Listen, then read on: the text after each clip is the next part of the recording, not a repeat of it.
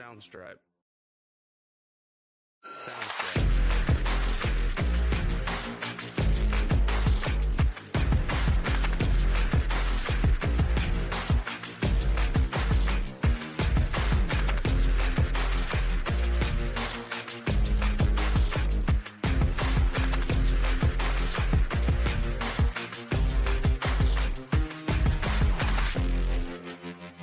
Soundstripe.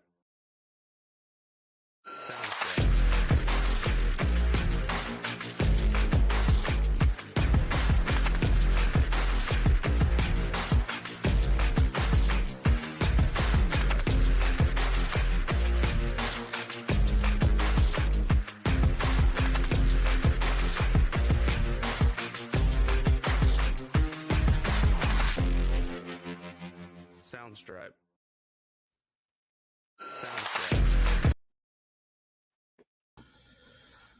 Welcome in, everyone, to the NFL Week 6 preview show with Uncle Phil and Smooth Andy. Thanks, everyone, for joining us tonight. Uncle Phil, Smooth Andy, how are you guys doing? Good. What about you, Smooth Andy? How was your weekend? College was okay. Pro Yep. was not, but I think between the 1 o'clock and 4 o'clock games, I guesstimated. No, I found that I think it was 8 out of the 11 favorites covered. So that's usually going to spell a bad thing for me. Yep. Had a lot of coin flip games that could have gone either way that didn't go my way. It's just one of those weekends. So Yep. It's my first real bad weekend. I think I might have been one game under 500 earlier this year in NFL once, but this is the first bad one. So I was ended up 3-5. So I guess it's not that bad. But. Yeah. I kind of split all weekend. Went 4-5 in college and went 7-7 in NFL, including the 2 winners on Thursday night. Great thing that I was happy about is that 4 out of my 5 public bets all won. And it's nice to do that. Glad I jumped on the early morning game on Sunday. Glad I jumped on the Thursday night game to get past this stupid 1-1 stint that I'm on. It's like I'm in eternal hell with 1-1 on college and pro. So I'm excited to get on a winning track there. Hopefully generate some excitement and kind of get over that hump. For me, I missed a couple games badly in NFL, but the other losses were really close. So could have gone either way. Could have been a really, really good weekend in NFL. So excited to jump back on the train again. I feel like I have a much better handle on things after the previous week not doing so good. So, yeah, I'm excited about tonight and discuss Week 6. Let's kind of get into it. Look, one thing is I have to keep starting with. Favorites of 5 points or more are 6-21 against the spread, 78%. I mean, that's, you don't bet anything else but that so far. You've done pretty well in this. Any thoughts on that? Do you expect that to continue? Because I kind of do.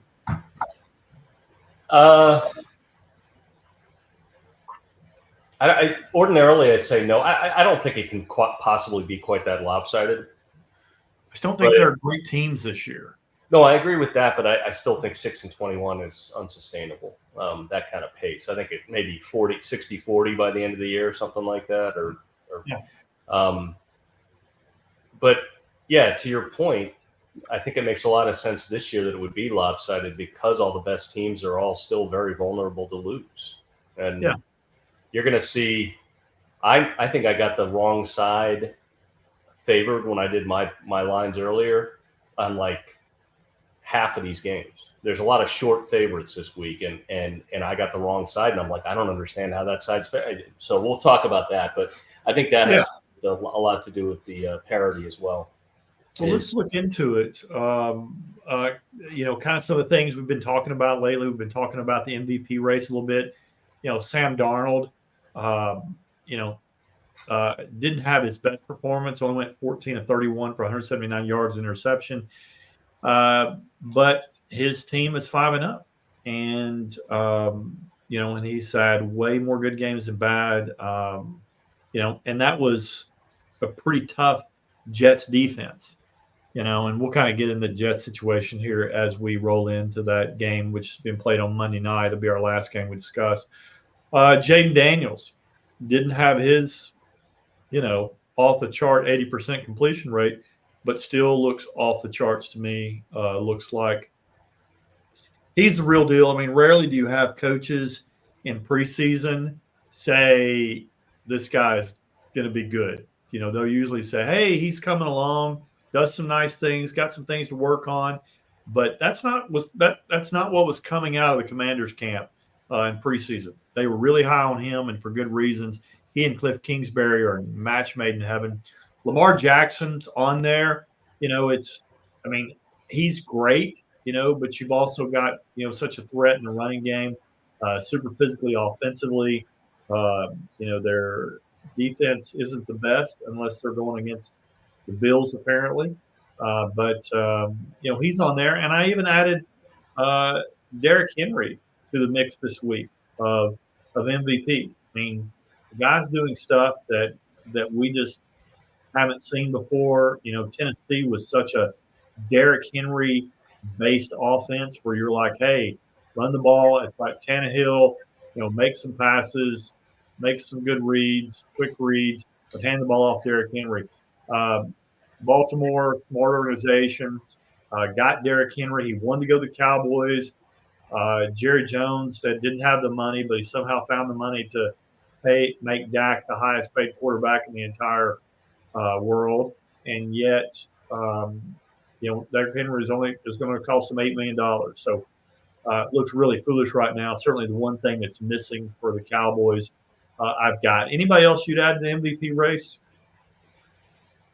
No, I mean, I haven't checked lately to see how my guy up in Detroit's doing with his sack total. They were off. Hudson, yeah. They were on a bye, so forget it. They're on a bye. So I'd still throw him in there as the leading defensive contender. Him or Xavier McKinney, who now has, 5 picks? He's had a pick in every game, right? Yeah. So I'd probably throw a defensive player in there for no other reason than just to make it look like you're actually considering defensive players as football players. But other than that. Yep. Yeah. So interesting enough. Well, Super Bowl contenders. You know, look, I've got in my bubble, I've got Kansas City, San Francisco, Baltimore, Detroit, kind of losing steam on Green Bay. But I've got Minnesota as well. Green Bay's odds didn't change. They went from plus 2,000 to plus 2,500 week 5. They're still 2,500 this week. Minnesota's comes drastically down.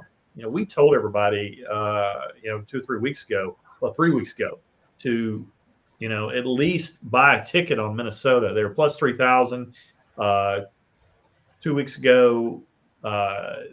Last week they're plus 1,600. This week they're coming in plus 1,200. Public's now finally starting to buy into them. Detroit remains at plus 1,000. Baltimore has creeped up a little bit from plus 850 to plus 750. San Francisco has creeped back, justifiably so, right? From plus 650 to plus 750. Now, Kansas City 2 weeks ago were plus 450. Then last week slipped back, went to plus 600, and now went back after the Saints game to plus 475. So anybody else you'd include in your bubble, or is that kind of it for you as well?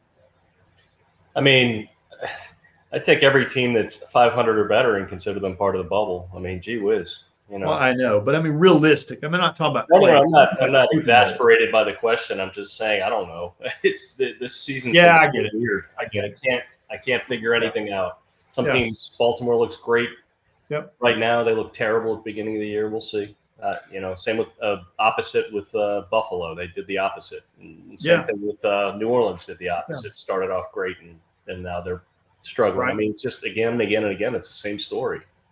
So we'll see. I think the next 5 games or so hopefully will provide some clarity for us. But right now, I'm bewildered by all this. I'm just trying to fade the public as usual, but not with any great sense of confidence in which team I'm betting on. So I think this is really interesting. It's like in college and in pro, there's just no great teams this year.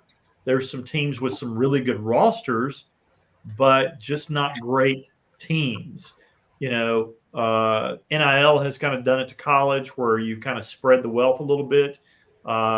In NFL, they've kind of done it to themselves by paying the upper echelon quarterbacks. And when you pay those people, you can't pay anybody else. You just don't have a quarterback like, Tom Brady, who took so less because he could, because he was married to Giselle at the time, who had more wealth than he did. And so he could afford to.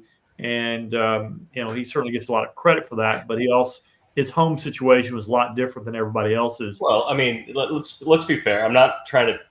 To your point, that's a smart and selfless and team motivated thing for him to do.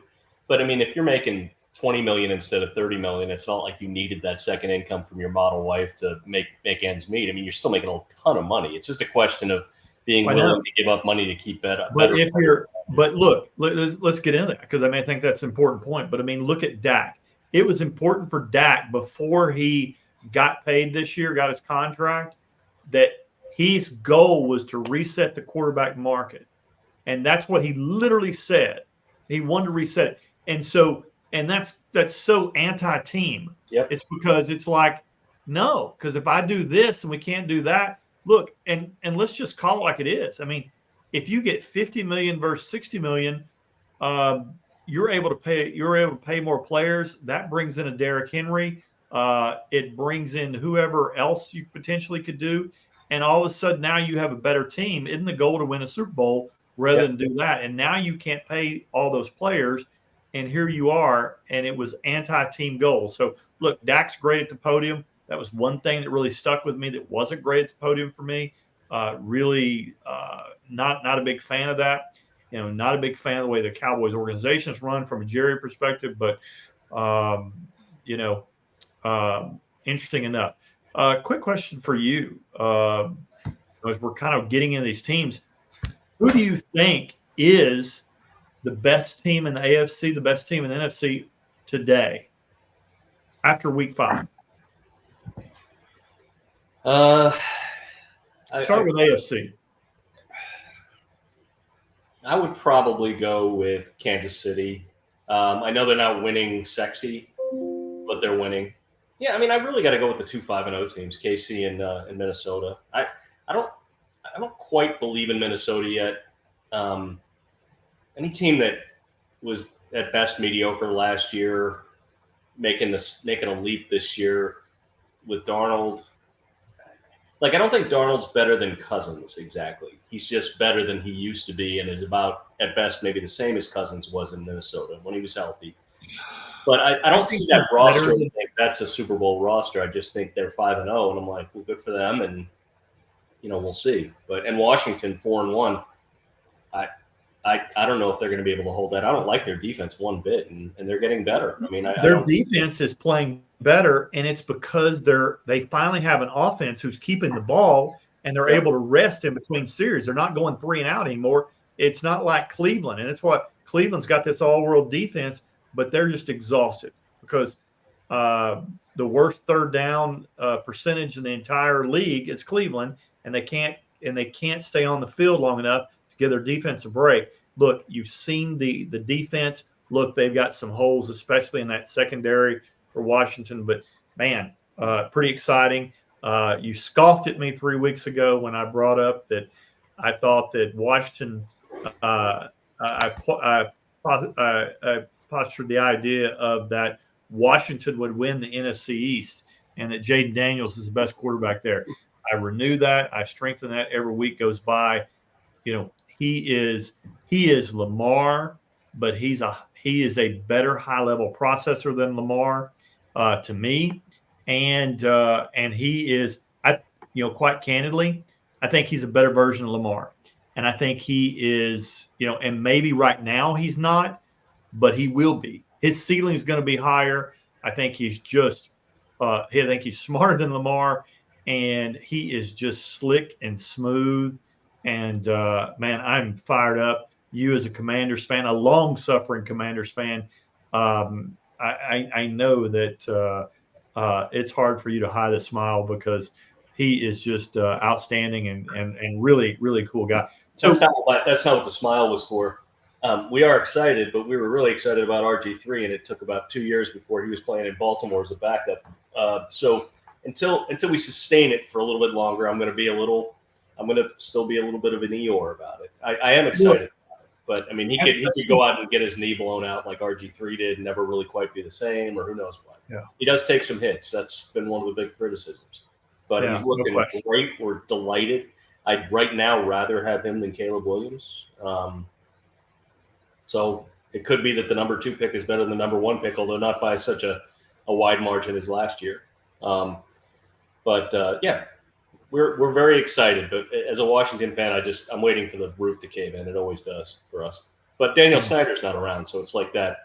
It's like that charm from the Brady Bunch when they went to Hawaii and Greg put it on, and then he went surfing and he got almost drowned.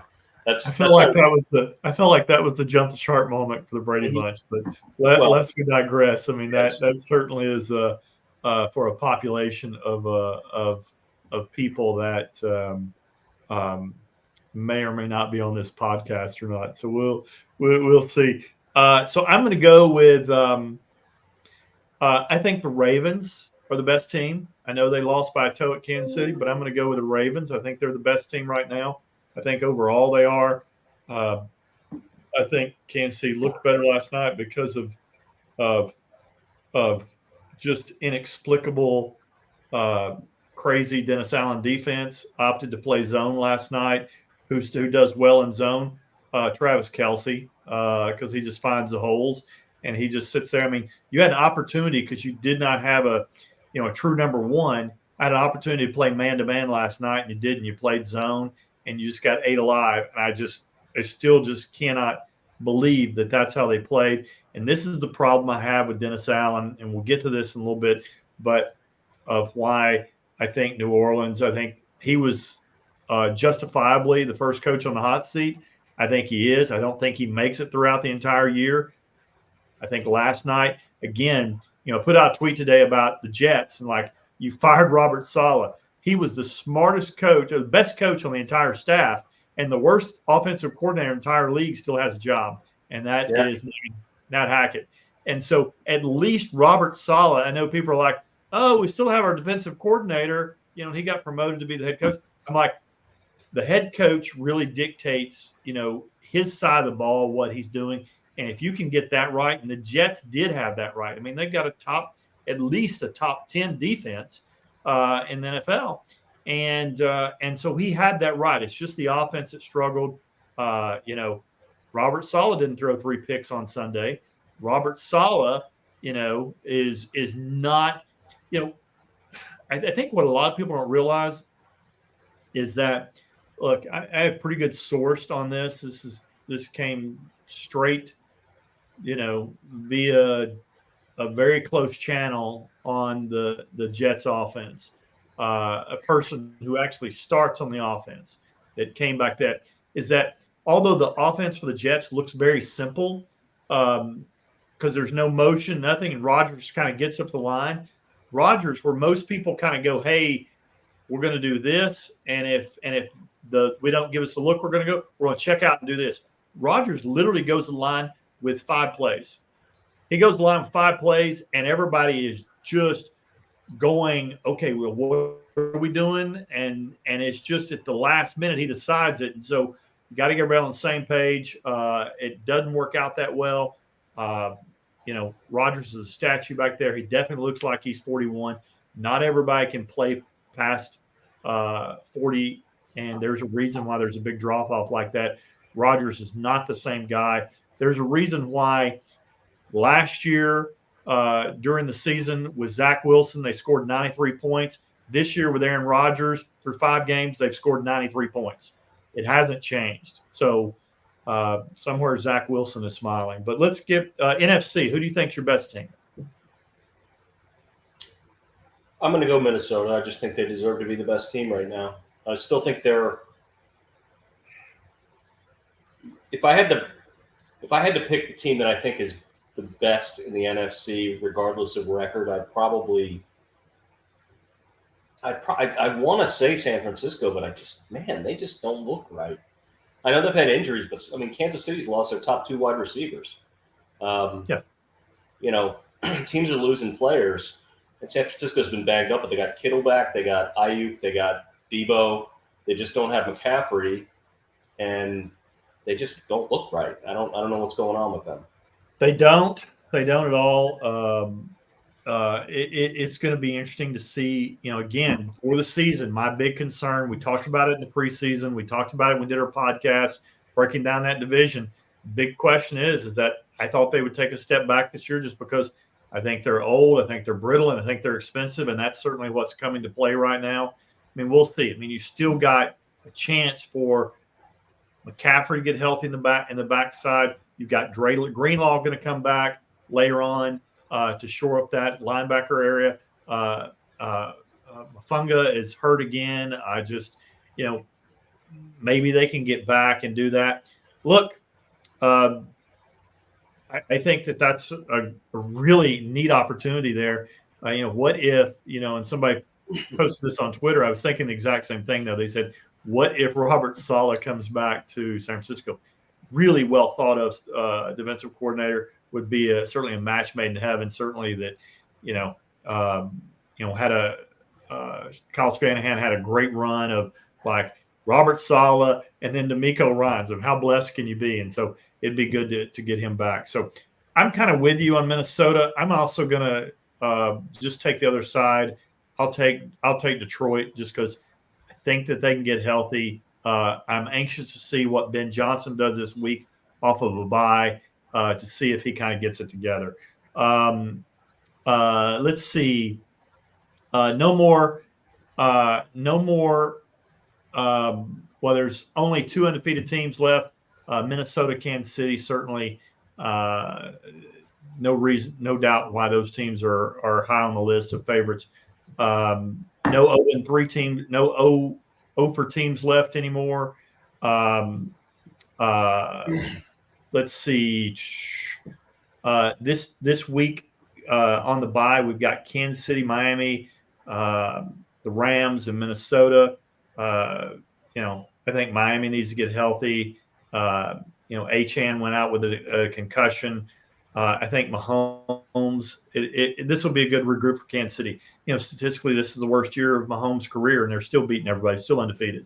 He's got 6 interceptions this year, tied with Will Levis and Anthony Richardson to the league's leader. So, you're like, what can you do? You're trying to get Kansas City. You tried to get them last year. Well, you're trying to get them this year with everything, and they still keep winning. Well, Marquez Valdez-Scantling keeps turning himself into, what's his name? Kadarius Toney, getting hit in the face with a perfectly thrown pass that should have been a touchdown. It gets picked off and run back. That's not that Mahomes has had a great year, but last 2 years, Toney must have cost him 2 or 3 interceptions last year on balls that were in his hands. And now Scantling this past week, he was they were basically about to put the game away. I was about to start spending the money I was going to win on my bet, and then suddenly it was a tight game again. And whatever, we'll see. I trust him, and I know what's going to happen. They'll get to the playoffs, and then he'll throw 0 interceptions and 10 touchdowns in the playoffs, and everything will be fine. But we'll see. Well, it's just pretty interesting to see how the magic of Mahomes, the magic of Andy Reid, the combination of the two, just phenomenal. This is probably the best since Walsh and Montana. Combination of offensive people together, and now you have this same creativity. And look at what Andy Reid and Mahomes are doing. Juju Smith-Schuster was thrown away by the Patriots, and they're like, no. and he didn't have anywhere else to go. And Henry picks him up last night, and last night he's all pro, right? Yeah. Kareem Hunt off the couch, yeah. Kareem Hunt's thrown away by the Browns.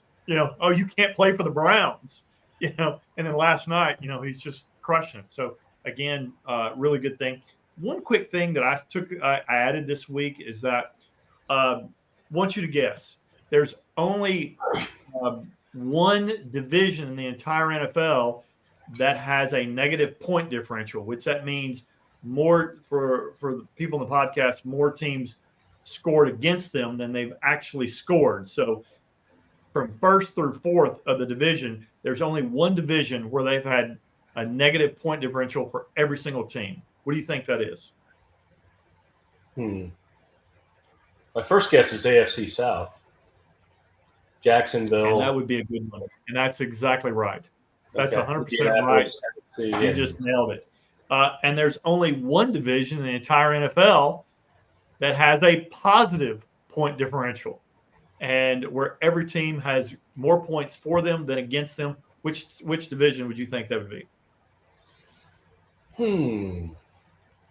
I would say maybe NFC West. No. Okay. I'll give it to it's an NFC. North. Correct. Okay. Good job. Yeah. So really interesting things. Just kind of quickly, teams giving up the most points through week 5. Obviously, the Panthers are right up there. Bengals second, Jaguars third, Rams, then Cardinals. Teams giving up the least points through week 5. Chargers obviously on a bye, but they've only given up 50 points through 5 weeks. The next team down is the Steelers, giving up 73.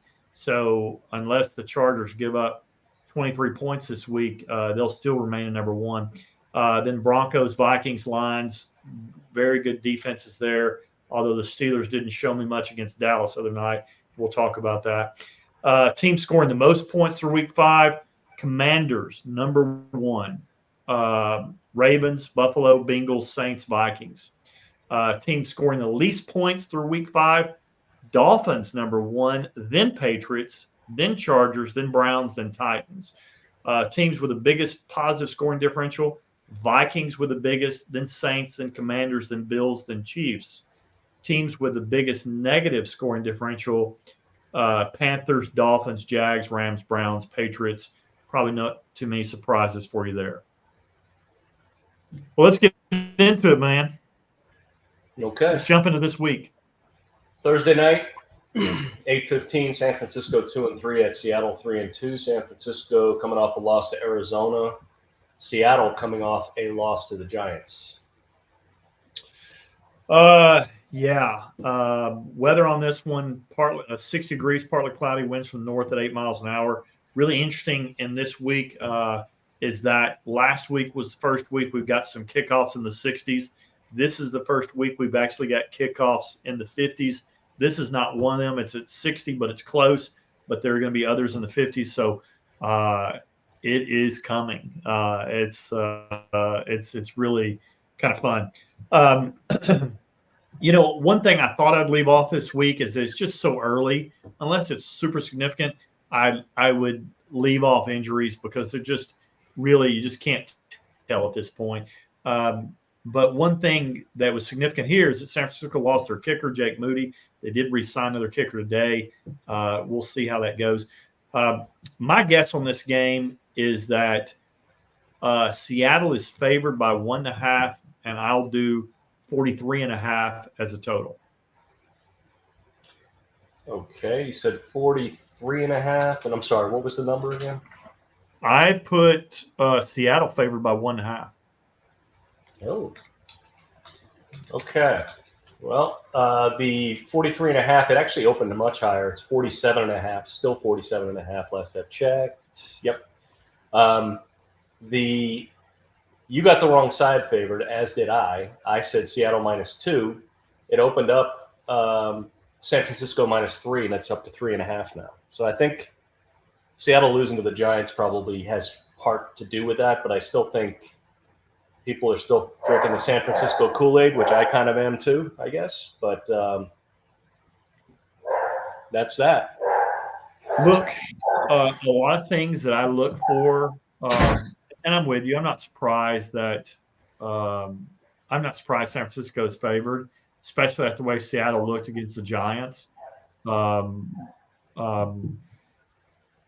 it took somehow Seattle decided early in the game, and they kept this going for the entire game, that it was a good idea to not double team Dexter Lawrence.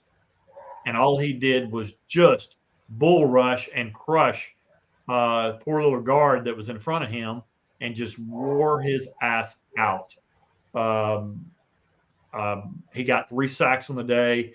Look, I thought Seattle was overrated going in this year, but I thought they could at least beat the Giants. Was I wrong? I think that was, a little bit. I think Seattle's a little overrated. I think the Giants are probably a little underrated. Giants looked really good. Dayball is coaching his rear end off, and Daniel Jones is playing his rear end off this year. Look, a lot of things I look for is the way teams finish the second half of games tends to carry over to the next game. And I'm concerned about San Francisco because their offense was scoreless in the entire second half of that game. It's something we've talked about before, that this is its 6th loss under Shanahan when leading by 10 plus points in the second half. I mean, this gets into your head. Again, it's, oh no, here we go again. We talked about it before. It happened again. Fourth quarter, up by 10 plus points, and they end up losing the game. Shanahan is now 1-31, trailing by 5 more points in the fourth quarter. That's no, doesn't reply to that. But I mean, again, it's just second halves that are bad. I mean, it's almost like you blanket bet San Francisco first half, blanket bet against them in the second half, and maybe that's what I start doing. It's certainly something I thought about. Any thoughts on this one before we move on? I don't agree necessarily that Seattle's overrated. If you look at the fact that San Francisco is a road favorite in Seattle, and San Francisco's 2-3. Now, road records aren't everything, but we've talked about how I think they're living on last year's and the year before's reputation right now. I don't understand why they're favored. You flip this to San Francisco, assuming a 3-point home field advantage, and they're -9 against Seattle. I don't think that makes any sense. I like this. I like this line. I hope it stays above 3. I'm with you. I totally agree, especially for a conference game. This looks very appetizing to me. And let's look at this. The only 2 games that San Francisco's won this year, they've beaten the Patriots and they've beaten the Jets. And those are tire fires. I mean, let's call it what it is. The Jets are a tire fire. They're a complete tire fire, and Robert Saleh letting him go did nothing to put out the flames. It only stoked those in the room. So, I mean, we'll see how things go. But I'm with you on that. I see the world like you do, and let's move on. Okay, 9:30 a.m. game in London. Jacksonville at Chicago. Jacksonville 1-4. Chicago 3-2. It's obviously not at Chicago, but Jacksonville coming off a win over Indianapolis 37-34. And Chicago coming off the win over Carolina 36-10. Yeah, our first game that starts in the 50s, 57, albeit across the pond. Overcast, southeast wind, 6 miles an hour. My guess on this one was I put a total at 47.5, and I put Bears favored by 4.5. Okay, the total opened 42. It's now 44.5, so you're a little high. And with the line, you said Chicago 4.5. I said 3.5. They opened 2.5, and they're 2s and 2.5s out there right now. Interesting. Okay. I think maybe the Jacksonville winning in London trend is affecting some betting. Maybe, who knows? It could. There certainly were some injuries on the Chicago side. Safety Jaquan Brisker, concussion. Defensive tackle Zach Pickens, groin, and cornerback Terrell Smith hip are not traveling with the team to London. Those are significant, certainly on the defensive side of the ball for them, all on the defensive side of the ball. Look, the way I see that Chicago, I think, again, we talked about it last week. What I saw last week carried on is that, look, I saw him go through his progressions. I saw him go through the week before. I can't even remember who they played, but when they played the week before, he went through 5 different reads, through 5 different progressions to get to the receiver that he wanted to throw to. Carolina was the last week. No. Before Carolina. Okay, then that would have been the Rams. Yeah, the Rams. I saw him do it against the Rams, do that. And obviously he continued that in Carolina. And I saw him go through his progressions again. I saw him super impressive. Again, it's the Rams in Carolina. So, he had time to do that. We'll see that, but his passer ratings improved every week since week 2. Really impressed with him. On the flip side, Trevor Lawrence, it's hard. It's still even hard to say this. You and I both know this, but he snapped his 9-game winless skid. But he looked really good doing it. He went 28 of 34, 371 yards, 2 TDs, 1 interception. And I saw him actually get really fired up against Gabe Davis. Gabe Davis made a bad play and Trevor Lawrence, I saw some passion out of him first time. Really was impressed. But on the flip side, how impressed I was with Trevor Lawrence. I think we're all kind of rooting for him for one reason or another. But how unimpressed I was with Jacksonville's defense. It is horrendous. Do you think they could use Robert Saleh today? That's just awful. I don't know if you want to be a 1-4 team bringing a new defensive coordinator in week 6 for, he's going to have to install. No, that staff's going to turn, right? Look, there's coaches now that are bubbling up. Robert Saleh is the first, but he's not going to be the last. I think, Doug Peterson's up there. Certainly Dennis Allen to me is there. He is just below the surface to me. Last night's Kansas City team was primed for the picking. Not only did I have the Saints plus 5.5 in that game, but I thought Kansas City was primed because, they just lost Rashee Rice. Their bye week is coming up this week. They're probably going to regroup this week, probably going to get somebody, probably going to make a move out there and get somebody, but after last night, why would you? But I would imagine they probably are and get somebody. But last night was the ideal time to get them. They're like, hey, we just got to make it through there. We're undefeated. If we lose one tonight against New Orleans, no big deal. And then again, just shocking. So anyway, let's move on. Okay.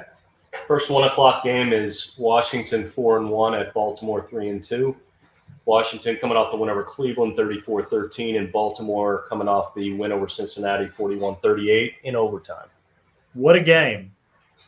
The present versus the future, right? Big Lamar versus little Lamar. That Cincinnati loss really still bothers me. Oh. Yeah, that was tragic. So many things. We can kind of get into that as well. Weather 72% or 72 degrees, 9% chance of rain showers. Southwest winds 9 miles an hour. Should be a pretty fast track for these guys. Should be an awesome game. My guess is Baltimore's favored by 6.5, and I'll go with 49. Okay, it opened 50, and it's up to 52.5. Still 52. Not surprised. And Baltimore, you said 6.5. I said 4.5. It opened 7, and it's down to 6.5. And yeah, still 6.5. So you're closer on that one. I don't know what to say about that one. That number might be about right. And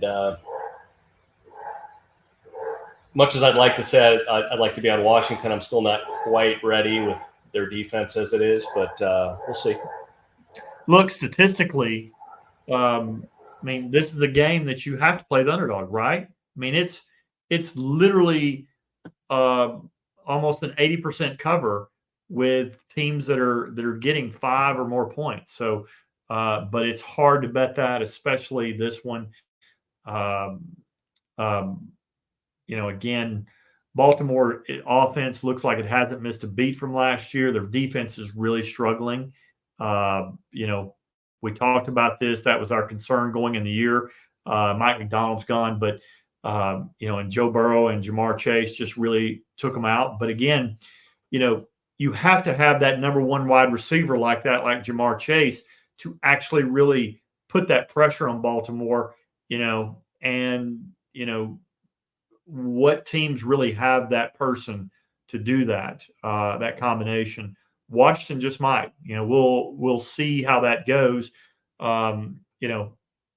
Super impressed by Derrick Henry, largest rushing differential through the first 5 games.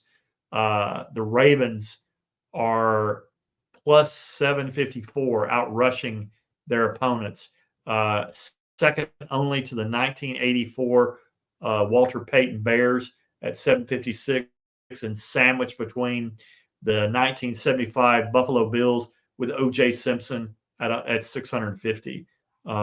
So really, really impressed what they're doing. I just can't wait to watch this game. I almost wish this was a Thursday night game, so standalone, so I could just focus in and watch these two teams. How long has it been since you felt that way about Washington? It has been quite a long time. Yep. But, interesting thing about Washington, looking at their schedule, they won't have to travel on an airplane till December. Everything they have is local, can be, just a quick bus ride, up and down, really close. So they've got a really good advantage rolling through. The Commanders have got an elite offense. And I don't know when the last time you could say that, but they have the most points per drive for the first 5 games of the season, not just in the NFL, but since 2000. The 2000 Rams were averaging 3, and these are high-powered offenses, 3.56 points per drive. The Broncos were John Elway, and the Rams, of course, that was the greatest show on turf, right? Back when they were in St. Louis. Then the Broncos, John Elway, 3.43 yards per play. That was 2013. Commanders are third all time at 3.37. And then the 2007, that amazing Patriots team at 3.22. So, again, what they're doing, I know it's tough for Commanders fans to believe after everything they've been through, but this team is real. I'm excited about them, and I can't wait to watch that game. Yep. Let's move on. Okay. Next game is Arizona 2-3 at Green Bay 3-2. Arizona coming off the win over San Francisco 24-23. Green Bay coming off the win over the Rams 24-19. Yeah, another game in the 50s, as it should be in Green Bay right now. We're dropping down. 54, good chance we're going to see cold rain that one as well. 48% chance of rain showers, probably not cold to people in Wisconsin. That's probably a summer day to them. North winds 13 miles an hour. My guess on this one is I'll take Green Bay minus 6.5, and I'll put a total at 47. Okay. 47 for the total. It opened 49. It's up to 49.5. You said 6.5 on Green Bay. I said 3. It opened 4.5. It's up to 5. So I guess we surrounded it again. Yep. Look, I still just don't think Jordan Love. I don't think he looks like the same as last year. I think he's getting lucky on some passes. I can't make sense of Arizona. I mean, they look like Super Bowl contenders in 2 games, and then they've lost 3 others. So it's I like Arizona. I think they're sneaky. I think they're really sneaky. Kyler Murray makes them that way. James Conner run the ball. I mean, he's tough and he's physical. It's really interesting to watch Arizona play. I'll get back to Green Bay. I mean, Arizona's game plan is simple. They literally line up in 12 personnel, and they run, and suck you in. Then all of a sudden, Kyler Murray goes over the top. And, man, they are live dogs, I think, every week. I think that they can jump up and bite somebody. I think they're really sneaky. I don't think they're a playoff team, but I think that they are a fun team to watch. And, man, I love watching Kyler Murray. I think he's just really interesting, really fun guy. Getting back to Green Bay, Jordan Love, just amazing talent, but he's just reckless and just does some dumb stuff sometimes. It's just head scratching. And it was very interesting, when a couple weeks ago when Brett Favre announced that he had Parkinson's, Jordan Love, big show of support, walked into the stadium for the game that following Sunday with a Brett Favre jersey on. It was really a class act. Really, really cool of him to do. But that's who he is. He is a gunslinger. He's a little bit wild and reckless. You have this amazing talent, but he can also, you're like, WTF, what did you just do there? And so here's a really good stat for you. Green Bay, worst completion rate this is worst completion rate percentage over expectation this season. Anthony Richardson, minus 10.6. Jordan Love is next in line with minus 8.4. Then Aaron Rodgers, minus 7.0. Again, keep thinking that Robert Saleh is the problem. And then Bo Nix at minus 5.9. But again, anything else that you think about for this game?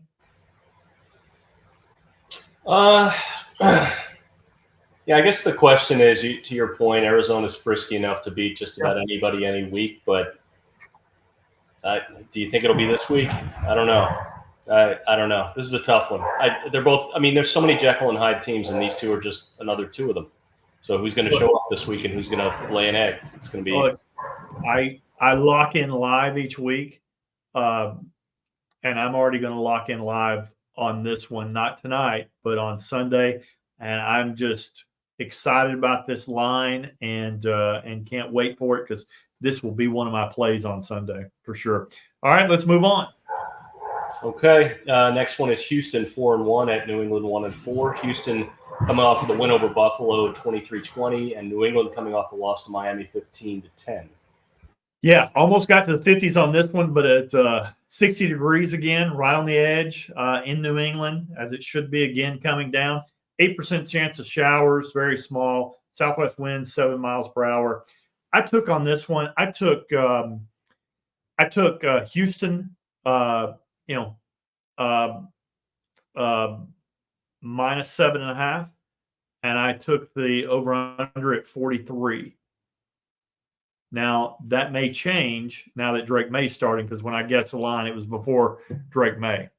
I didn't know Drake May's starting. Okay. Drake May has officially been announced as a starter this week. Is that due to an injury, or is that due to performance? That is due to him. They're seeing a tremendous amount of progression in practice and what he's doing against the blitz and how he's going through progressions. He will officially be the fourth rookie quarterback to start this season. Can't wait to watch him. Last time I saw him was more impressed with him, and I'm excited to see him this week. Okay. You said 43 on the total. It opened 38.5. It is down to 30, down to 38. So I just people aren't believing much in the New England offense. You said 7.5 Houston. I said 3.5 because again, you flip this around and put it in Houston. It's 9.5 on my number. Oh yeah, no doubt. 13.5 on yours. Yeah, that's right. Too high to me. Right. But it opened 6.5 and it's up to 7. So you got pretty close to nailing it. And that seems too high, assuming New England still has a home field advantage. That seems high. I mean, New England, they're 1-4. They haven't looked great the last 4 weeks, but they're not a disaster either. They're playing professional football. They're not like the Jags were the first 4 weeks or whatever. I feel like the Jags could knock off just about anybody in a given week, but I just don't think New England's a terrible team. I just think they're just not good. They're well below average, but Houston's good, but it's going to be on the road. So that's a big number to me. And I love these because home dogs. That's a big number. Again, statistically this year, that's a number again. You should take the dog. Yeah. I had New England plus 10.5 a couple weeks ago, and that didn't work out well for me. So, yeah, New England, Carolina on these big numbers were really tough to take them. Certainly because of that. Certainly be interesting to do. One thing going in your favor, but not in Houston's favor, is Nico Collins. Probably he is only second to Justin Jefferson right now in play as far as wide receiver. Out with a hamstring, he's got downgraded from day to day to week. So that's a big big loss for them. Potentially, probably will not play this week. Again, one of the things I point out too, we talked about in the leading up to guessing the lines, is that Houston, despite being in first place, has a negative 12-point differential. This season. Again, their opponents outscoring them by 12 points. They just don't look like the same high-powered offense this year.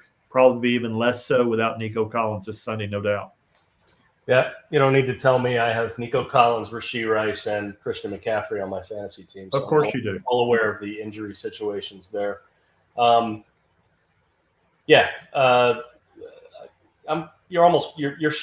right. I'm almost certainly going to be on New England.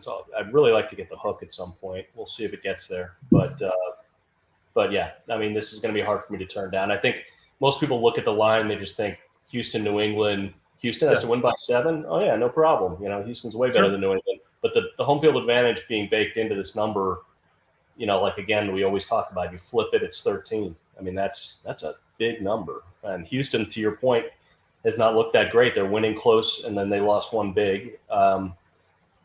New England has the ability to do that. I think I'd rather have Brissett in there than May, but who knows? Maybe he'll surprise me. So I think that'll be on my card probably at the end of the week. We'll see how the betting goes. It seems like one of those games that should be on your card. Yeah, I agree. Sounds like a smooth Andy special. There's another one coming up. You'll see. Okay. Next one is Tampa Bay 3-2 at New Orleans 2-3. Tampa lost to Atlanta 36-30. New Orleans lost to Kansas City 26-13. Tampa's obviously on long rest from being on Thursday night last week and playing Sunday this week. So there you go. Again, only have a couple dome games this week, so everything is mostly being played outside, which is it should be since it's football. This one's in a dome, no weather. I just kind of tossed it up. I put New Orleans 2.5, and I put the total at 45. Okay, total open 45. It's up to 45. Oh, it was 45 yesterday as the opener. What happened? I guess Derek Carr's out because he has an oblique. Yeah, he's getting an MRI. Oh, that's right. When I guessed it, so yeah, I'm probably gonna flip that. I'll go Tampa 3.5, and I'll go because I put the lines before last night game too. I guessed them, and I'll put the total. I'll put the total at 39.5. 39.5, and you said, I'm sorry, what was the I flipped it to Tampa 3.5. 3.5. Okay. You said 39.5 in the total. It is down to this is completely different. I'm sorry, I'm a little caught with my pants down here. It reopened 42, and it's down to 41.5. Meanwhile, the line, you said Tampa Bay 3.5. I said 2. It opened New Orleans -2, but now it is Tampa -2, and up to 3.5. So I was right on the opener. You're right on the current. Yeah. That's what I thought too. I said 2.5 to open, and then when we did the Derek, so this is exactly what I thought it would be. Look, again, we talked about it last night. Couldn't be more frustrated with Dennis Allen. He should be on the chopping block. New Orleans is what they are. This is going to be an ugly stretch now without Derek Carr. The hit didn't seem like that was too tremendous either last night. I know he was throwing it up, it got stretched, and things can happen. But seemed a little fragile. Anyway, I think Tampa Bay with the extra rest, played on Thursday nights. They're getting extra rest. They should come in healthy, and I'm really impressed with Baker on this one. It would be, look, I'll have to give it some thought, but it'd be tough for me to be on New Orleans after I saw last night. But, I thought that quarterback that came in, I think it's Hamer, that came in for Derek Carr last night. I think it's Shane Hamer, I believe his name is. Am I just making that up? I could be, but I don't think I am. I thought the end of the game, his very last pass on fourth down to Chris Olave was just a rope, and it was perfect. Just Olave had, he was being held with one hand. He was trying to catch it with one hand. The refs were clearly ready to go home, so they didn't call anything. And but I thought that was a really interesting sign. It was interesting to see that he had that talent. So, my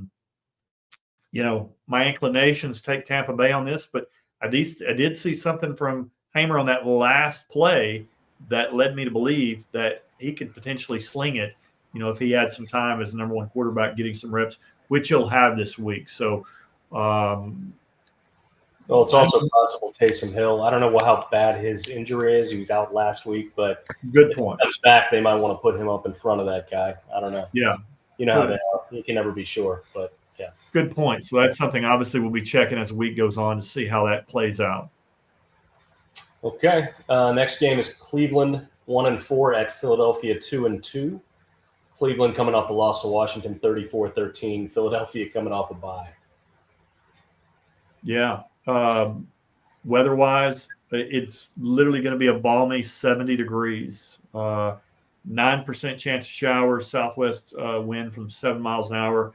Philly fans should enjoy the game because it's going to be a nice day. I've got this one.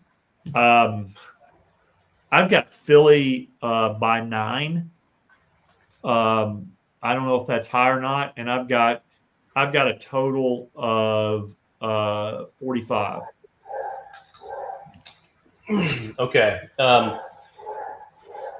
The total, you said 45. It opened 45 down to 43.5. 43 now. 43 flat. Okay. And you said Philadelphia -9. I said Philadelphia -9. It opened 8.5. It's up to 9. So we're both right, sort of. This is something I'll bring up. Imagine if you take out the home field advantage, you got Houston 4-1 at New England 1-4. Put it on a neutral field, so you give New England 3 more points. Right. So it becomes a -10. So Houston -10 against New England neutral field, and then you've got Philadelphia, Cleveland, and Philadelphia with -6 against Cleveland at a neutral field. That doesn't feel right, does it? Well, look, Philadelphia is 3 points less better than Cleveland than Houston is than New England, and I think they're more or less very, very comparable, those two matchups, in terms of strength of the relative teams. It depends on who Philadelphia has who they have healthy. There's a lot going on with Philadelphia, right? Is the locker room good? This is, with Rodgers and with Rodgers and Saleh bickering like they were, and now that's a divorce, right? The people next up on the hot seat are going to be Sirianni and Hurts, because those are the next bickering coach quarterback, and that usually doesn't end well for the coach. And again, he could be the next one out. Literally, you're on mute. Cleveland while you're at it. This could be a loser go home game for. Yeah, well, Stefanski's safe. Look, the problem is not Stefanski. Stefanski's a 2-time coach of the year, and it's not Jim Schwartz, defensive coordinator. The problem is Deshaun Watson, okay? And the problem is the owner. The GM's good, the coach is good, but the owner is not at Cleveland, and neither is quarterback. And look, if you go down, it's what makes Kansas City so great, right? It's owner, it's the Hunt family, Then you've got Brent Veach as the GM, and you've got Andy Reid, and you've got of course Patrick Mahomes at quarterback. You've got A+, and that's just not what you have everywhere. You have a lot of dysfunction, just like the Jets. Woody Johnson is just, he and David Tepper are the two of the worst owners out there. Obviously Cleveland, same thing in ownership, and this kind of trickles down. Now they're kind of handcuffed with Deshaun Watson, and the only other quarterback they have on the roster is famous Jameis, Winston. So, look, but Winston's got to be better than this. But they're just really handcuffed. Deshaun Watson, he's the worst starting quarterback in the entire league. He's bottom 5 in total QBR at 20.7. That fight, the total QBR, this is the worst in the entire NFL. His QBR when he has a clean pocket is the worst in the NFL at 37. He's been sacked 26 times, which is 8 more than any other quarterback. He's averaging 3.7 yards per attempt per drop back, which is worst in the NFL. They've scored on 25% of their offensive drives, worst in the NFL. Well, hold on. Let me stop you though. I agree that he's having a bad year. There's no question. But every time I watch Cleveland, I think of I don't think those 26 sacks are because he's hanging around in the pocket too much. It's a jailbreak on almost every play for him. I've seen him so many times get sacked on red zone or whatever, where he reaches the end of his drop and there's two guys just completely unencumbered running at him, and then he just has to chuck it at the feet of a running back or something, or else he gets blasted. He also there was that one scene that they showed where he came off the field and he kind of shook his head or went shrugged or something to Stefanski because the wide receiver ran the wrong route, that kind of stuff. I'm not saying it's not his fault. I'm just saying I think some of this 26 sacks. I haven't seen him getting sacked because he's sitting in the pocket for 7 or 8 seconds and not thinking to bust out. I'm seeing him getting sacked because he drops back and there's a guy already about to put him on his back. And their offensive line is atrocious this year. I get what you're saying, and it's certainly an offensive problem. But when Joe Burrow walked into Cincinnati, he had the worst offensive line in the entire league, and you could see the special. There's no special there with Deshaun. Deshaun is done. They're handcuffed. He's not the same guy anymore. They've only scored. I don't disagree with that. They've only scored on 7 drives and have 30 punts, which is also worse than NFL. It's a complete offensive problem. To your point, it's not just Deshaun, but he is the ringleader of that circus on offense, and it is just bad. And you'd be surprised. I think you would see a different team with a different quarterback. I don't think the team believes in Deshaun anymore. I think they like him. I think he's well liked. I just don't think they believe in him. I'd love to see a different quarterback just to see what it looks like. I would like to see it too. I'd like to see how Jameis handles that offensive line too. But that's we could see. We'll probably end up seeing that at some point. Against the Commanders, it considered one of the worst secondaries in the entire league. They went 1 of 13 on 3rd down. That's really interesting. Well, again, though, if the defensive line is in the backfield at a second after the snap, there's not much the secondary needs to do at that point. But we'll see. If they put Jameis back there and he gets put on his back 6 or 7 times, maybe we'll start thinking about the offensive line a little more. But I'm not opposed to them putting Jameis in. I like you said, you got to cut bait at some point. So we'll see. And certainly the stock could not be much lower for Cleveland than it is right now. And I have a bad feeling I'm going to have to bet them this week because that's a big number. And I hate doing it because Philadelphia's coming off a bye, even though Philadelphia's, I think, kind of a secret dumpster fire. But we'll see. I don't think it's so secret. Look, they're starting to. You even saw Jalen Hurts at the podium. And talking about he and Nick Sirianni, and they were talking about you guys on the same page, and or some question close to that. And he's like, yeah, we are sometimes. And it's just literally putting it out there. And so it just really it's reminiscent of Saleh and Rodgers. I can't put any money on either side because to your point, I think Philadelphia's a big unknown for me. I mean, if everything was fine, if Philadelphia was good, then maybe, I could lean that direction. But I don't know how Philadelphia is going to come on the locker room. I don't really have any sources inside that locker room right now. Maybe I can find some in between now and the weekend, but I really don't right now. So I just am not totally comfortable buying into one way or the other on that. To your point, Cleveland should, and they certainly fall in that ugly category of underdogs getting 5 points or more that are covering at about an 80% clip. So I understand why you're doing it, and statistically, you're on the right side this year of that. All right. Next up, we have Indianapolis 2-3 at Tennessee 1-3. Indianapolis coming off a loss to Jacksonville 37-34, and Tennessee coming off the bye. Another game I'm oddly interested in. Weather 77 degrees, clear. Again, probably the warmest temperature I think we have this week. Clear, southwest winds 12 miles an hour. People in Nashville should really enjoy this game. My guess is that Tennessee's favored by 1, and I put a total of 45. Okay, you made the same mistake I did. Starting with together. Yeah, starting with the total. You said 45. It's 41.5 up to 43. A couple 43.5 showing up.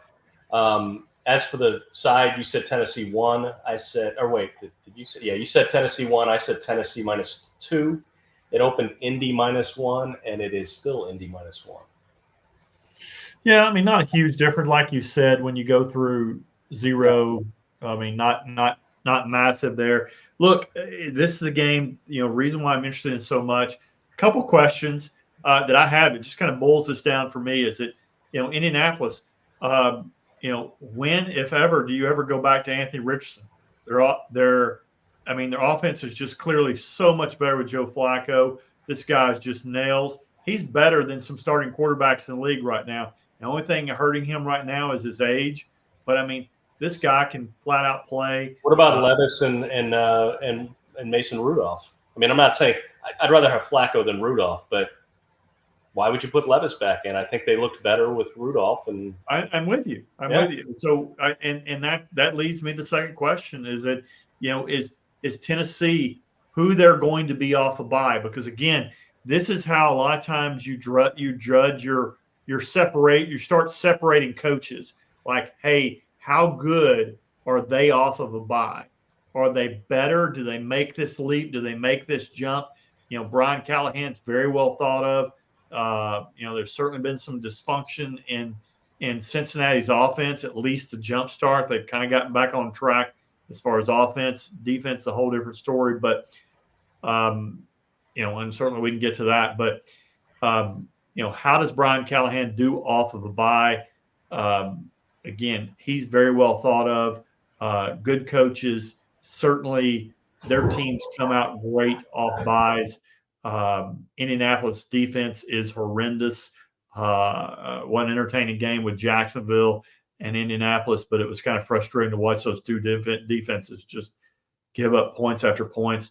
Like I said, those are the two questions for me about Flacco. You talked about Will Levis, and you talked about how Brian Callahan is off a bye, and that really kind of sums up what I feel about this game.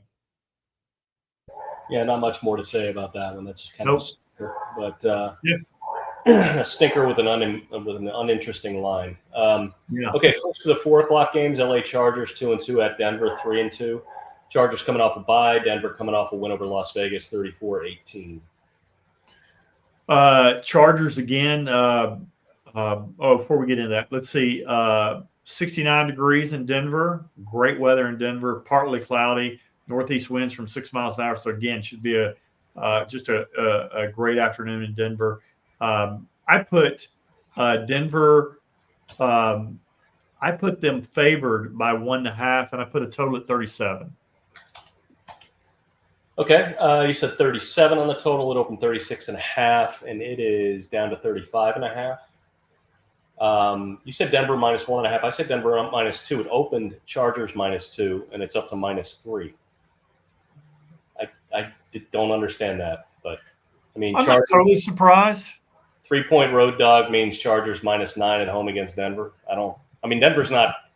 I think Denver's a little bit of a smoke and mirrors thing. They've been winning against some bad teams, but Chargers haven't exactly blown me away with their greatness either. So 9 points if it was in LA, I mean that's a big number. And, well, we talked about earlier, right? We talked about Bo Nix being fourth worst quarterback as far as completions over expected. So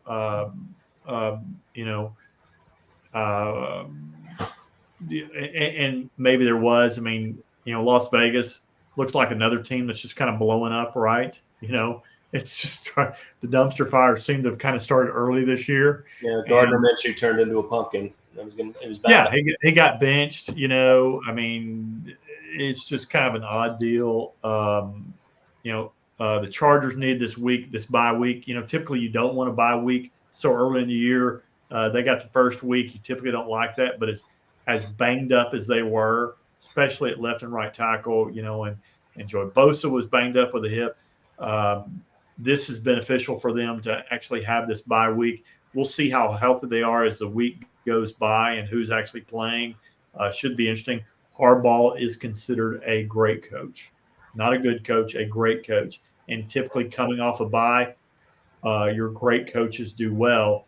And I can certainly understand why it's tilting toward Chargers in this way because of the bye and because of Harbaugh and what he's done for this team. Again, this team, holding opponents for the lowest point total of all teams.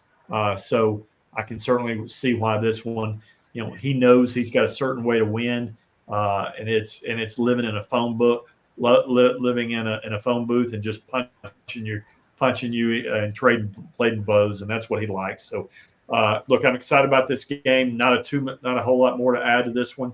I see things the way you do, but excited to see how Harbaugh comes off the bye on this one. Okay.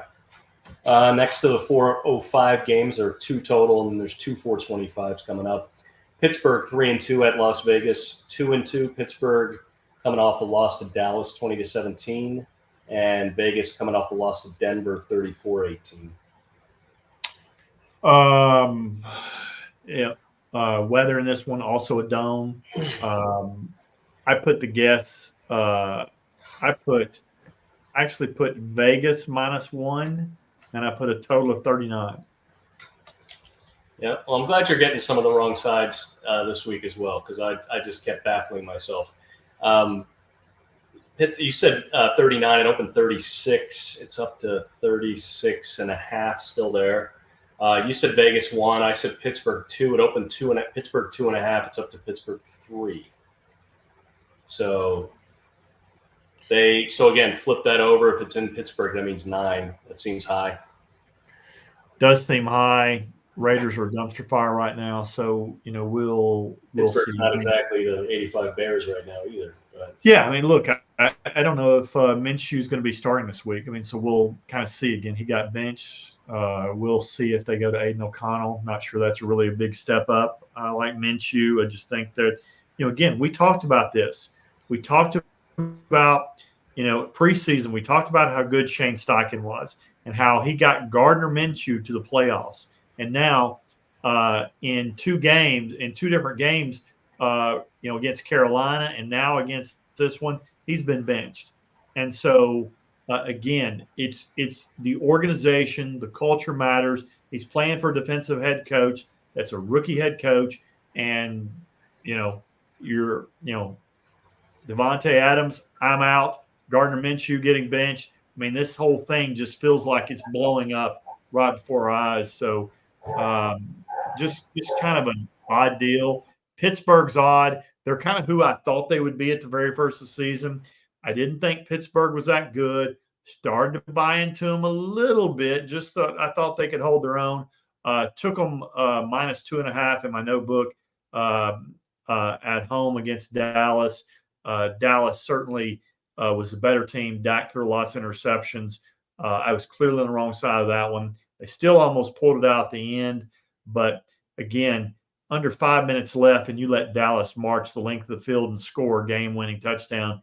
It's just obnoxious. Pittsburgh offense, again, the team that has spent the most on defense in the entire league is Pittsburgh. Most of their cap space spent on defense, the highest percentage of that, and anybody entire.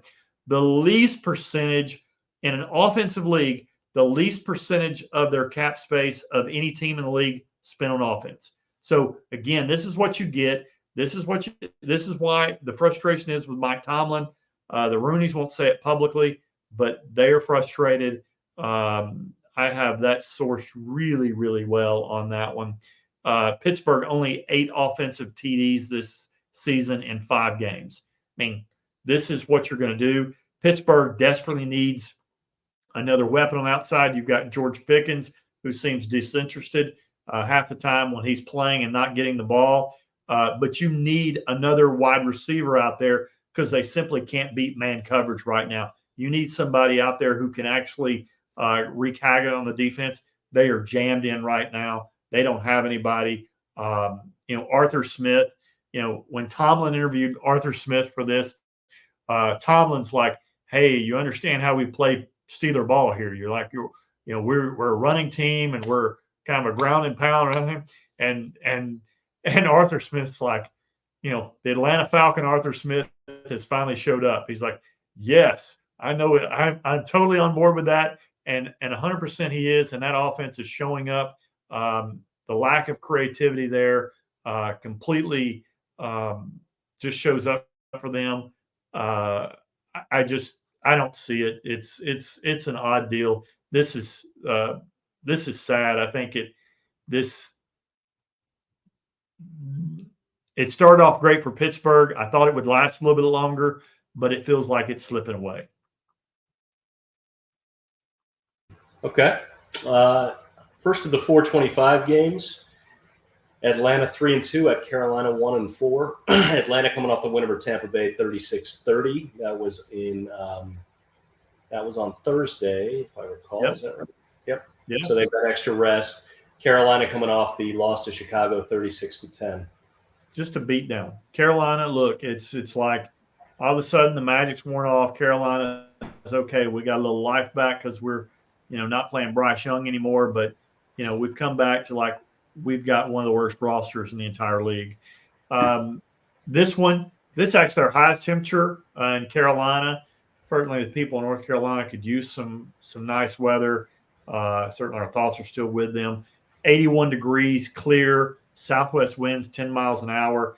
I've got this one Atlanta 3.5 and 47 because of the division game. And I know I'm terribly wrong on that. You think you're terribly what? I think I'm terribly wrong. I think Atlanta's probably favored more than that, but I've got them at 3.5, and I've got a total at 47. I think I'm probably pretty close on the 47, but 3.5 I'm probably off on. Yeah, total open 47.5. It's still there. I knew that. Yeah, you said Atlanta 3.5. I said 2. It opened 5, and it's up to 6. I mean, that's a neutral field 9. A neutral field 9 for That's a lot. That's a lot. It's a lot. It's a lot of points, especially for division opponent. Division game, home dog, division game. That's I can almost predict it right now that I'm going to be on Carolina at the end of the week. But look, Kirk still looks stiff. He doesn't look like the same Kirk he looked at Minnesota. He's holding the ball way too long, not getting out of his hands, not quite comfortable on the same page. Change is hard. Look, I mean, it's interesting. People, you and I are more closer to retirement than we're further away. But when people retire or get close to it, a lot of people end up doing it because end up retiring because they get just tired of the change. And they're just like, I'm done with it. I don't want to change anymore. I'm just done. I'm leaving. I'm Seacrest out. And that's what happens here. And so Kurt looks a little bit like that. I mean, he's a happy-go-lucky guy, but I mean, it's just change. It's a new team. It's a new culture. It's a new style. He doesn't look comfortable yet. He's holding the ball. I think there's still some carryover from his Achilles. Aaron Rodgers is still a statue from his Achilles. Kirk's a statue. it doesn't look great. We talked about Carolina coming back down to earth. Should be an interesting game. I know which side you'll be on. I'm still debating it, but I know where your cards, where you're putting your chips on the table too. Well, not yet, but we'll see. It's very much looking like that's where I'm going to be. Yeah, I mean, I love home dogs. I mean, I just love home dogs. This week just seems like it's made for you. So it is. Yeah, I feel like all the way up and down. Yeah, crazy. I really feel like you're about to have a great week this week. I really do. I really do. I looked at this schedule. When I was going through this schedule, I was like, Smooth is about to have a week. I was like, this is his week, and I think he's going to feast. Yeah, I love a lot of division rivalries and a lot of home dogs.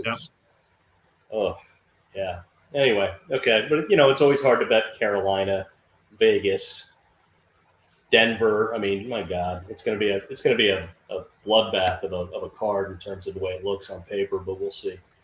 Last of the 4 o'clocks is Detroit 3-1 at Dallas 3-2. Detroit coming off the bye. Dallas coming off the win over Pittsburgh 20-17. I had the wrong team favored for this one. A dome on this one. So I don't. I mean, so no weather. I've got this one since Detroit's coming off a bye, and Detroit lost game last year in Dallas. Dan Campbell had a hiccup in this game.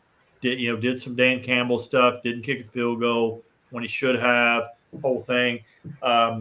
I've got Detroit a little bit of a revenge game. I've got them favored by 3 points, and I've got a total at 47.5. Okay, total opened 51.5 and is now 52. And as for the line, I had the wrong team favored. I took Dallas. Okay, I mean, I don't get this either. I mean, I think Detroit is probably the better team. But okay, you said 3. I said Dallas -2. You said Detroit -3. It opened 3, and it's to 3.5 now. 3.5. No, sorry, back down to 3. It was 3.5 yesterday. So we're talking about Detroit neutral field 6, home -9 against Dallas. I know Dallas is not lighting anybody up on fire this year. They're 3-2. They got a lot of talent. I don't know. And this is another time. I mean, I'm probably going to have to end up on Dallas again. I mean, I don't think they have a lot of talent. I think they have like 3 or 4 people that are really good, but I don't think they have a lot of talent. And I think that shows. I'm just, even though they won against Pittsburgh, I really wasn't super impressed. It's week 5. That was the first 100-yard rushing game that they've had all year. I just I wasn't super impressed. With either team, even in Dallas's win, wasn't impressed. Dak had his. Here's an interesting little thing. Dak had his first go-ahead TD pass in the final minute of any game in his career. Interesting enough, not that it matters, but season high rushing of 109 yards against Pittsburgh, barely crossing the century mark. The formula is simple for Dallas: rush over 100 yards. Dallas and Dak have a good chance of winning. Can they do that against Detroit? We'll see. I mean, it's really Detroit's secondary that's suspect, not really their defensive line. Detroit coming off extra rest, and has a little bit of motivation for a little payback from last year for Dallas. So should be interesting game. I think the line is set really high. I kind of thought that's where it'd be, but I'm also a little surprised it's that high as well. Yeah. Okay. Sunday night, Cincinnati 1-4 at the Giants 2-3. Good luck with this one, by the way. Cincinnati lost to Baltimore 41-38 in OT, and the Giants beat Seattle 29-20. I took the weather on this one is 66 degrees. We're 37% chance of rain shower, southwest winds 10 miles an hour. I guessed on this one that the total on this one is 47. 2.5, and I put. I'm guessing that Cincinnati's favored by 3.5. Okay. You said 47.5 on the total. It is 48. Okay. You said Cincinnati 3.5. I said Giants 2. It opened 3 and it's up to 3.5 on Cincinnati, just the way you called it. Don't get it. Why does not that the Giants are any good, but you got a 1-4 Cincinnati team on the road at the Giants. Now, recency bias, maybe I'm thinking about the Giants a little better because they beat Seattle, but you're talking Cincinnati minus 9.5 at home against the Giants. Would you bet that? I mean, that's a big number, and Cincinnati's looking shitty. I don't get it. I think Cincinnati, their offense, at least the offensive side of the ball, is gelling, and they're moving pretty well. I think that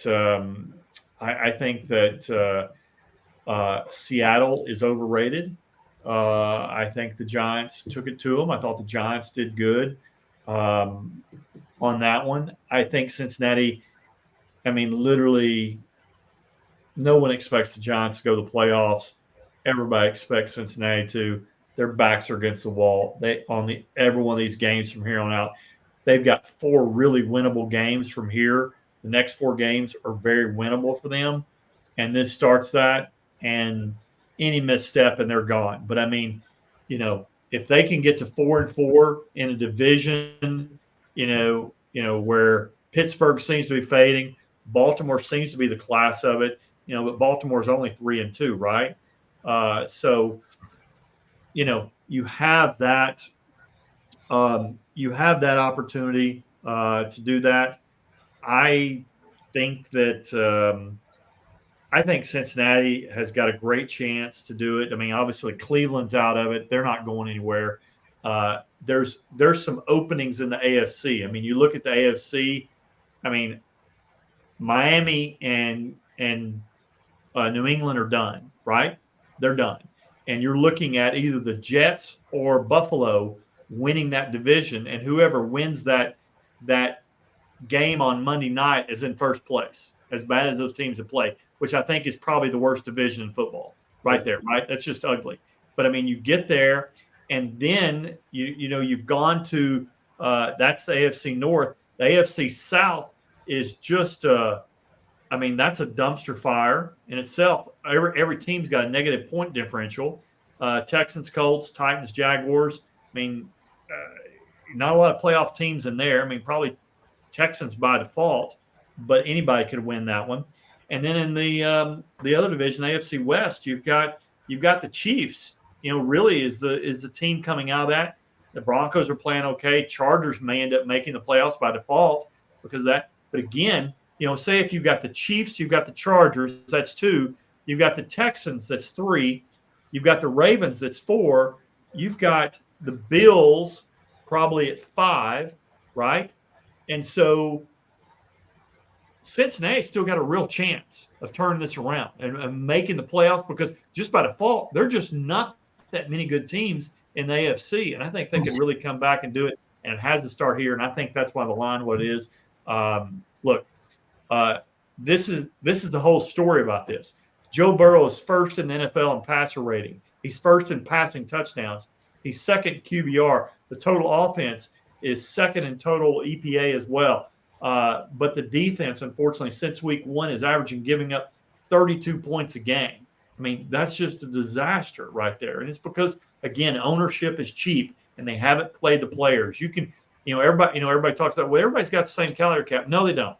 It's not the same salary. It is the same salary cap, but you can convert the base salary to a bonus and pay that in a different structure and pay that in a different way. And that leaves you money instead of paying a base salary, paying a bonus, and then you can go get other people and add to that.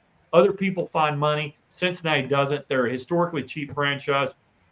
You remember the wide receiver Houshmandzadeh played for Cincinnati, came out and said that when he was at Cincinnati, that they literally they had used jock straps for them. They had used jock straps. They would wash them and just like go pick. You don't have one for yourself. You just pick one. I mean, just disgusting. I mean, it's just a bad deal. Cincinnati also had some bad news on Sunday. Lost Dax Hill, their cornerback that got drafted in the first round in 2022 to an ACL.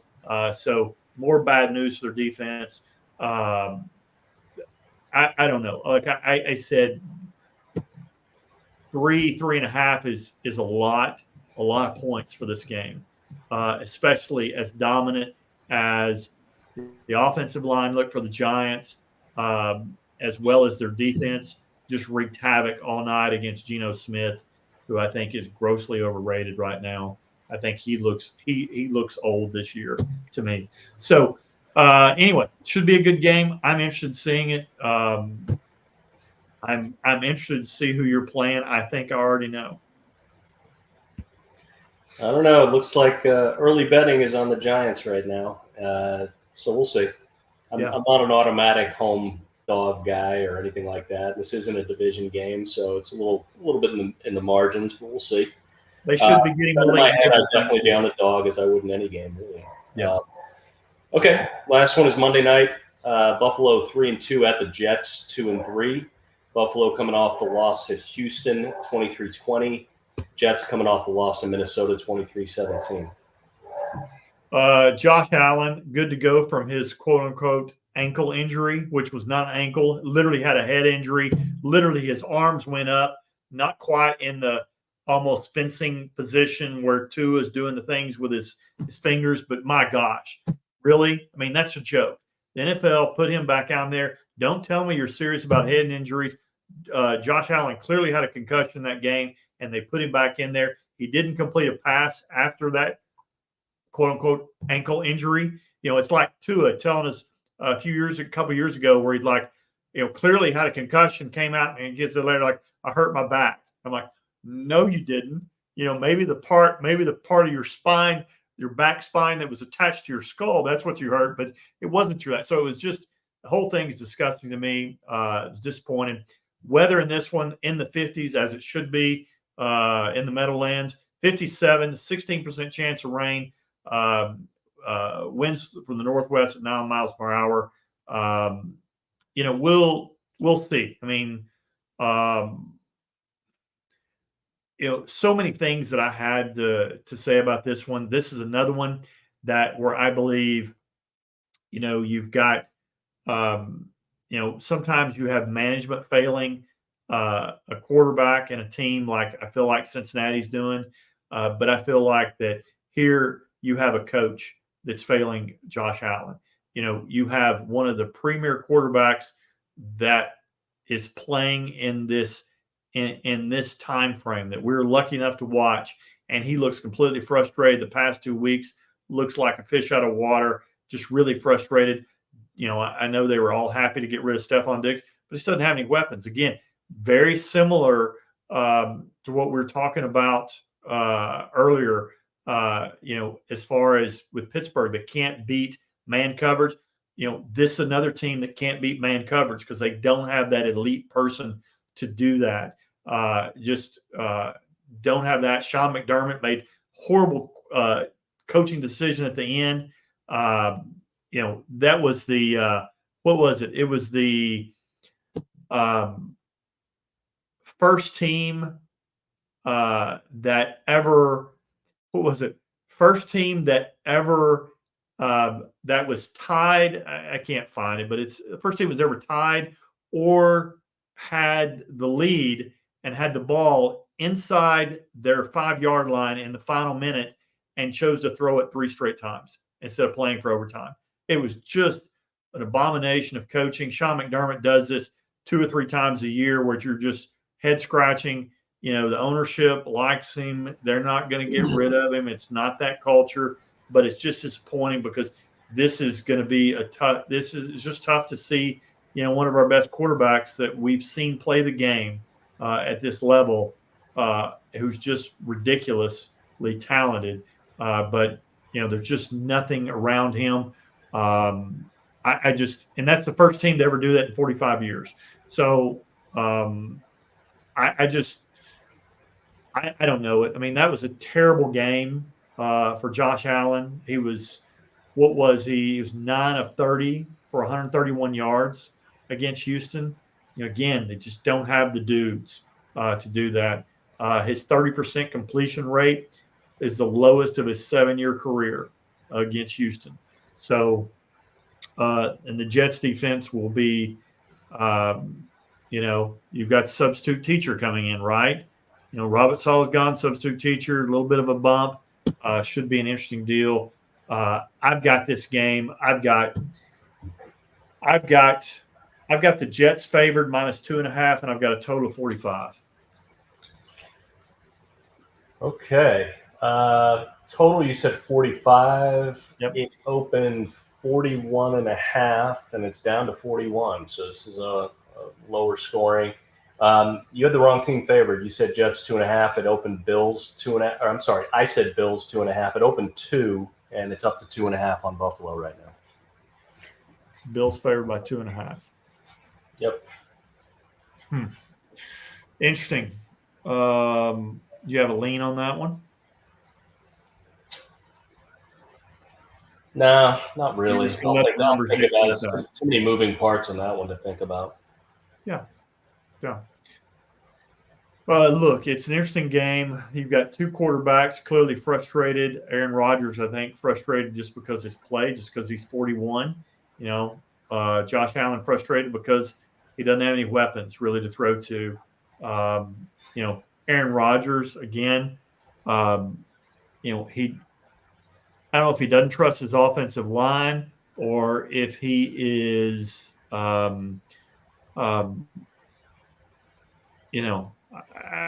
don't know why he does, but he's playing too fast.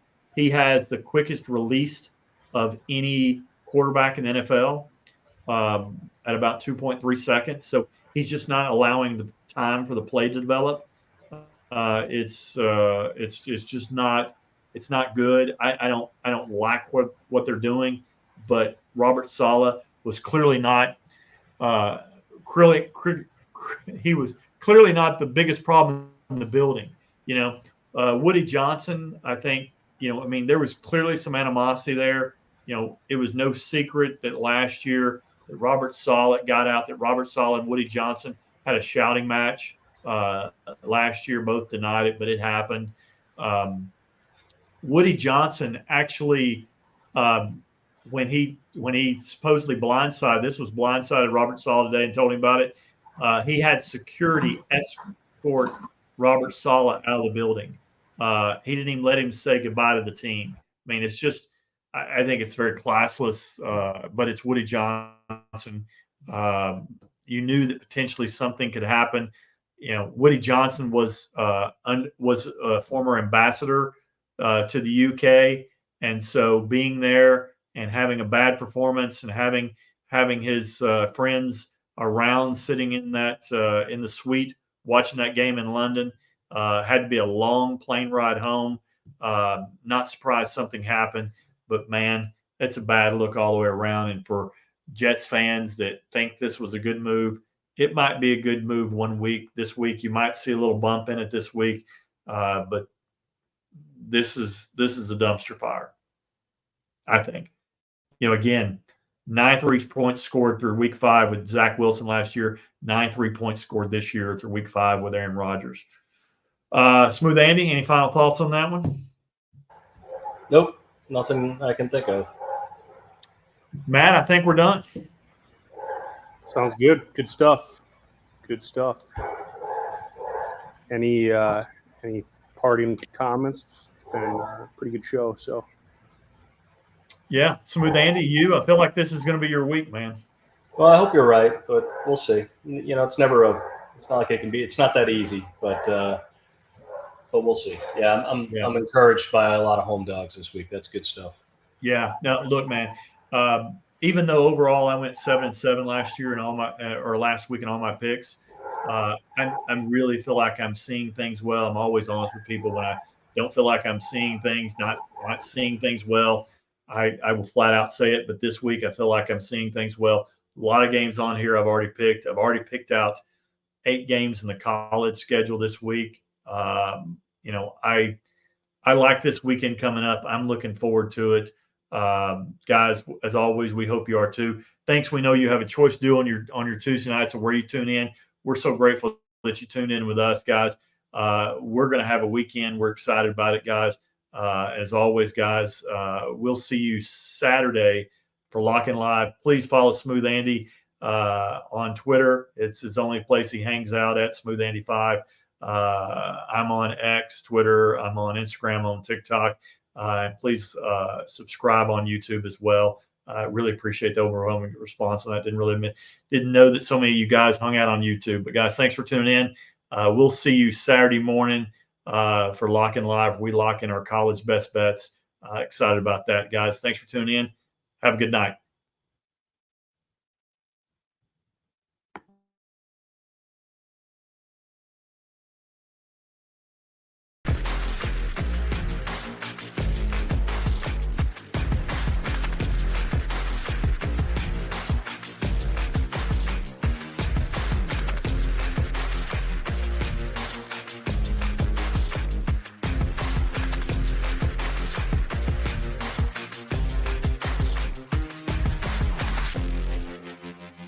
Soundstripe.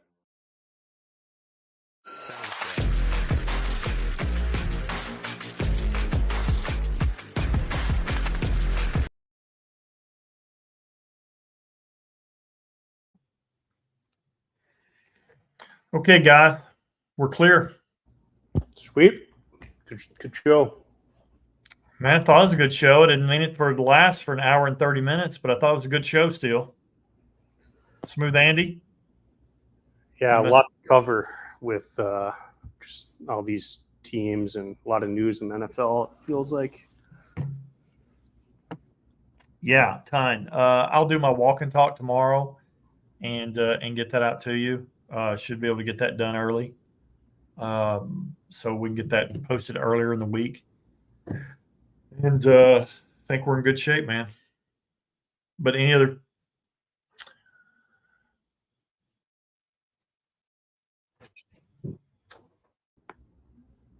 You drifted off, man. You there? All right. Yeah. Hit end on the stream and